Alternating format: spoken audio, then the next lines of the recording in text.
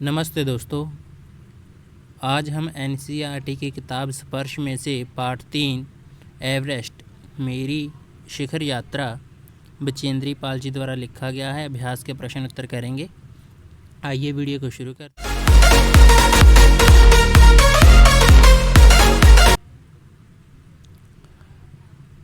निम्नलिखित प्रश्नों के उत्तर 1-2 पंक्तियों में दीजिए। प्रश्न संख्या 1, अग्रिम दल का नेतृत्व कौन कर रहा था? उत्तर है अग्रिम दल का नेतृत्व प्रेमचंद कर रहे थे। लेखिका को सागर माथा क्यों अच्छा लगा?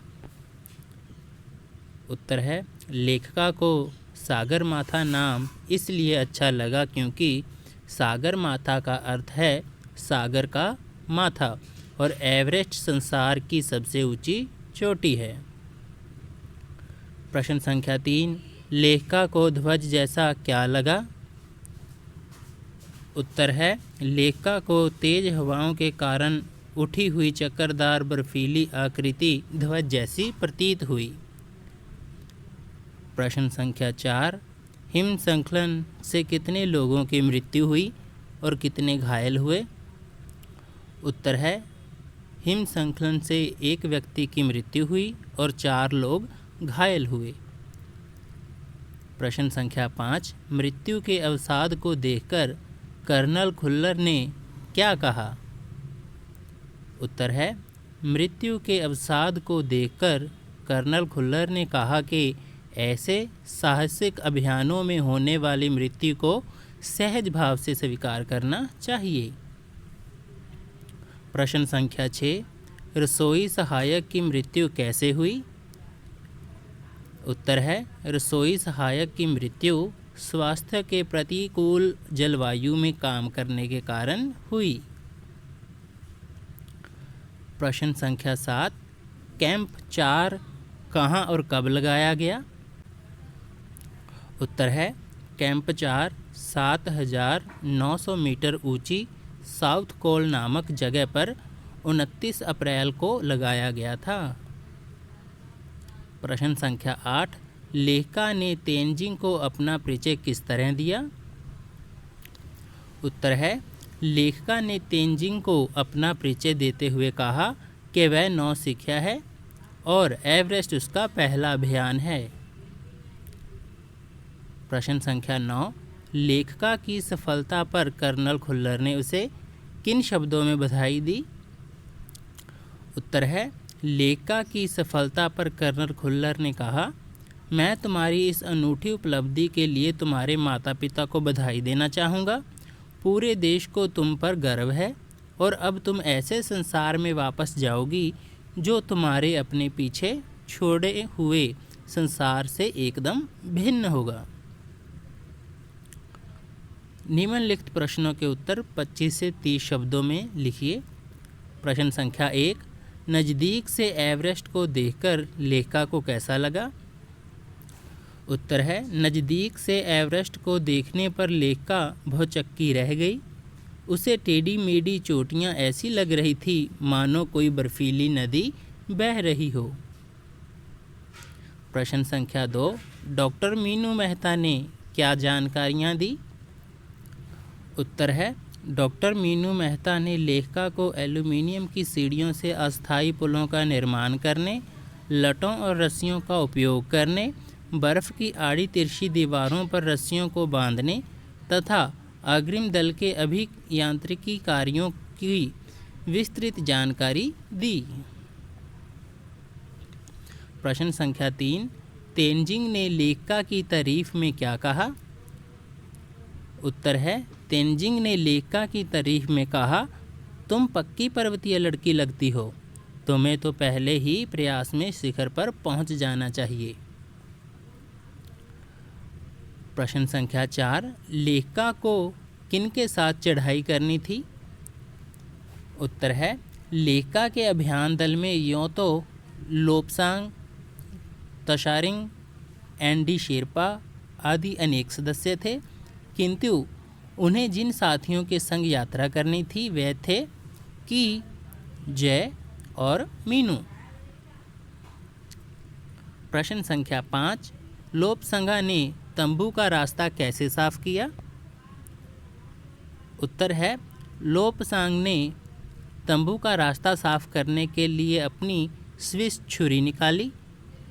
उन्होंने लेखा के आसपास जमे बड़े बड़े हिमपिंडों को हटाया और लेखा के चारों ओर जमी कड़ी बर्फ़ की खुदाई की। उन्होंने बड़ी मेहनत से लेखा को बर्फ़ की कब्र से खींच निकाला। प्रश्न संख्या 6, साउथ कोल कैंप पहुंचकर लेखा ने अगले दिन की महत्वपूर्ण चढ़ाई की तैयारी कैसे शुरू की? उत्तर है, साउथ कोल कैंप पहुंचकर लेखा ने अगले दिन की चढ़ाई की तैयारी शुरू की। उसने खाना, कुकिंग गैस तथा ऑक्सीजन सिलेंडर इकट्ठे किए। उसके बाद वह चाय बनाने की तैयारी करने लगी। निम्नलिखित प्रश्नों के उत्तर 50-60 शब्दों में लिखिए। प्रश्न संख्या 1, उपनेता प्रेमचंद ने किन किन स्थितियों से अवगत कराया? उत्तर है, उपनेता प्रेमचंद ने अभियान दल को खंबू हिमपात की स्थिति की जानकारी देते हुए कहा कि उनके दल ने कैंप 1, जो हिमपात के ठीक ऊपर है, वहां तक का रास्ता साफ कर दिया है और पुल बनाकर रस्सियां बांधकर तथा झंडियों से रास्ता चिन्हित कर सभी बड़ी कठिनाइयों का जायजा ले लिया गया है। उन्होंने इस पर भी ध्यान दिलाया कि ग्लेशियर बर्फ़ की नदी है और बर्फ़ का गिरना अभी जारी है। हिमपात में अनियमित और अनिश्चित बदलाव के कारण अभी तक के किए गए सभी काम व्यर्थ हो सकते हैं और हमें रास्ता खोलने का काम दोबारा करना पड़ सकता है। प्रश्न संख्या 2, हिमपात किस तरह होता है और उससे क्या क्या परिवर्तन आते हैं? उत्तर है, बर्फ़ के खंडों का अव्यवस्थित ढंग से गिरना ही हिमपात कहलाता है। ग्लेशियर के बहने से बर्फ़ में हलचल मच जाती है। इस कारण बर्फ़ की बड़ी बड़ी चट्टानों तत्काल गिर जाती हैं। इस अवसर पर स्थिति ऐसी खतरनाक हो जाती है कि धरातल पर दरार पड़ने की संभावना बढ़ जाती है। अक्सर बर्फ़ में गहरी चौड़ी दरारें बन जाती हैं। हिमपात से पर्वतारोहियों की कठिनाइयाँ बहुत अधिक बढ़ जाती हैं। प्रश्न संख्या 3, लेखा ने तंबू में गिरे बर्फ़ पिंड का वर्णन किस तरह किया है? उत्तर है, लेखा ने तंबू में गिरे बर्फ़ के पिंड का वर्णन करते हुए कहा है कि वह लहोत्से की बर्फीली सीधी ढलान पर लगाए गए नायलॉन के तंबू के कैंप 3 में थी। उसके तंबू में लोपसांग और तशारिंग उसके तंबू में थे। अचानक रात 12:30 बजे उसके सिर में कोई सख्त चीज़ टकराई और उसकी नींद खुल गई। तभी एक ज़ोरदार धमाका हुआ और उसे लगा कि एक ठंडी बहुत भारी चीज़ इसके शरीर को कुचलती चल रही थी। इससे उसे सांस लेने में कठिनाई होने लगी। प्रश्न संख्या 4, लेखा को देखकर की किसी का नाम है व्यक्ति का, लेखा को देखकर की हक्का बक्का क्यों रह गया? उत्तर है, जय बचेंद्री पाल का पर्वतारोही साथी था। उसे भी बचेंद्री के साथ पर्वत शिखर पर जाना था। शिखर कैंप पर पहुंचने में उसे देर हो गई थी। वह सामान ढोने के कारण पीछे रह गया था। अतः बचेंद्री उसके लिए चाय, जूस आदि लेकर उसे रास्ते में लेवाने के लिए पहुंची। जय को ये कल्पना नहीं थी कि बचेंद्री उसकी चिंता करेगी और उसे लीवी लाने के लिए आएगी। इसलिए जब उसने बचेंद्री पाल को चाय जूस लिए आया देखा तो वह हक्का बक्का रह गया। प्रश्न संख्या 5, एवरेस्ट पर चढ़ने के लिए कुल कितने कैंप बनाए गए? उनका वर्णन कीजिए। उत्तर है, पाठ से ज्ञात होता है कि एवरेस्ट पर चढ़ाई के लिए कुल 5 कैंप बनाए गए। उनके दल का पहला कैंप 6000 मीटर की ऊंचाई पर था, जो हिमपात से ठीक ऊपर था। दूसरा कैंप 4 7900 मीटर की ऊंचाई पर बनाया गया था। कैंप 3 लहोत्से की बर्फीली सीधी ढलान पर बनाया गया था। यहाँ नायलॉन के तंबू लगाए गए थे। एक कैंप साउथ कोल पर बनाया गया था। यहीं से अभियान दल को एवरेस्ट पर चढ़ाई करनी थी। इसके अलावा एक बेस कैंप भी बनाया गया था। प्रश्न संख्या 6, चढ़ाई के समय एवरेस्ट की चोटी की स्थिति कैसी थी? उत्तर है, जब बचेंद्री पाल एवरेस्ट की चोटी पर पहुंची तो वहां चारों ओर तेज हवा के कारण बर्फ उड़ रही थी। बर्फ इतनी अधिक थी कि सामने कुछ नहीं दिखाई दे रहा था। पर्वत की शंकु चोटी इतनी तंग थी कि 2 आदमी वहां एक साथ खड़े नहीं हो सकते थे। नीचे हजारों मीटर तक ढलान ही ढलान थी, अतः वहां अपने आप को स्थिर खड़ा करना बहुत कठिन था। उन्होंने बर्फ़ के फावड़े से बर्फ़ तोड़कर अपने ठिकाने योग्य स्थान बनाया। प्रश्न संख्या 7, सम्मिलित अभियान में सहयोग एवं सहायता की भावना का परिचय बचेंद्री के किस कार्य से मिलता है?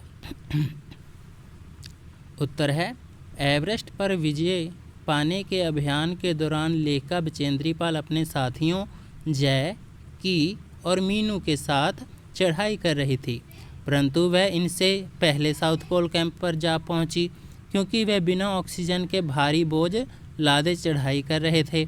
लेखिका ने दोपहर बाद इन सदस्यों की मदद करने के लिए एक थर्मस को जूस से और दूसरे को गर्म चाय से भर लिया और बर्फीली हवा में कैंप से बाहर निकलकर उन सदस्यों की ओर नीचे उतरने लगी। उसके इस कार्य से सहयोग एवं सहायता की भावना का परिचय मिलता है। निम्नलिखित के आशय स्पष्ट कीजिए। प्रश्न संख्या 1, एवरेस्ट जैसे महान अभियान में खतरों को और कभी कभी तो मृत्यु भी आदमी को सहज भाव से स्वीकार करनी चाहिए।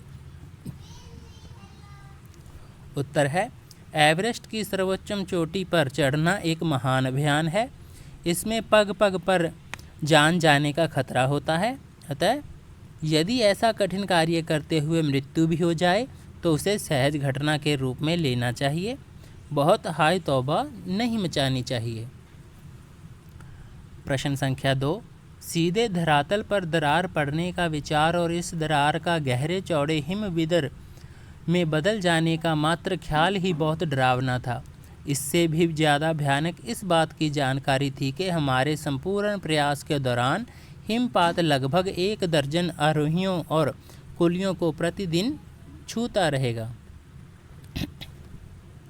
उत्तर है, आशय ये है कि ग्लेशियरों के बहने से, बर्फ़ में हलचल होने से बर्फ़ की बड़ी बड़ी चट्टानें अचानक गिर जाती हैं।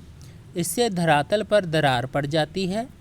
यही दरारें हिमविदर में बदल जाती हैं जो पर्वतारोहियों की मृत्यु का कारण बन जाती हैं। इसका ख्याल ही मन में भय पैदा कर देता है। दुर्भाग्य से ये भी जानकारी मिल गई थी कि इस अभियान दल को अपने अभियान के दौरान ऐसे हिमपात का सामना करना ही पड़ेगा। प्रश्न संख्या 3, बिना उठे ही मैंने अपने थैले से दुर्गा माँ का चित्र और हनुमान चालीसा निकाला। मैंने इनको अपने साथ लाए लाल कपड़े में लपेटा, छोटी सी पूजा अर्चना की और इनको बर्फ़ में दबा दिया। आनंद के इस क्षण में मुझे अपने माता पिता का ध्यान आया। उत्तर है, जब बचेंद्री पाल हिमालय की चोटी पर सफलतापूर्वक पहुंच गई तो उसने घुटने के बल बैठकर बर्फ़ को माथे से छुआ, बिना सिर नीचे झुकाए हुए ही अपने थैले से दुर्गा माँ का चित्र और हनुमान चालीसा निकाला। उसने इन्हें एक लाल कपड़े में लपेटा, थोड़ी सी पूजा की, फिर इस चित्र तथा हनुमान चालीसा को बर्फ़ में दबा दिया। उस समय उसे बहुत आनंद मिला। उसने प्रसन्नतापूर्वक अपने माता पिता को याद किया।